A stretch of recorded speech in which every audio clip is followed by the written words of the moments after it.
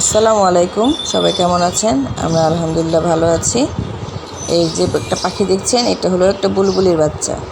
ঈদের পর আমরা যখন গ্রামের বাড়িতে যাই তখন একটু ঝড় হয়েছিল, ঝড়ে ও গাছ থেকে পড়ে যায়। তো পড়ে যাওয়ার পরে ওর মাকে আমরা আর খুঁজে পাইনি।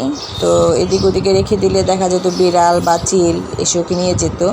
আর যখন ওকে পেয়েছিলাম তখন ও এরকম অবস্থাতে ছিল, দেখেন। ওকে তো আমার মেয়ে পেয়ে খুব খুশি। তো ও খুব যত্ন দেখাশোনা আমার মেয়ে করছিল। আর ওকে কিছু খাওয়াতে পারছিলাম না।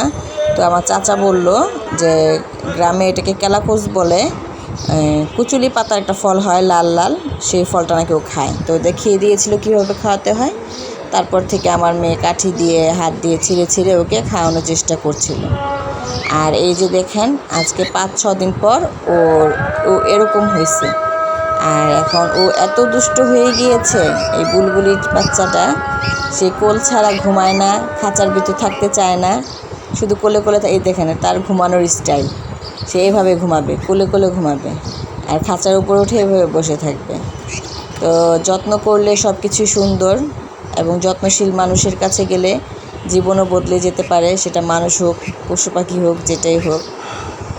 তো সঠিক হাতে পড়লে সব কিছুরই জীবন বদলে যায়। এই যে দেখেন বুলবুলির বাচ্চাটা মাশাআল্লাহ কতটুকু হয়েছে। ওর নাম রাখা হয়েছে, আমার এক আপা নাম রেখেছে ওর নাম টুসি। হ্যাঁ, তো টুসির জন্য সবাই দোয়া করবেন, ও যেন আরও বড় হতে পারে। সকলে ভালো থাকবেন। আসসালামু আলাইকুম।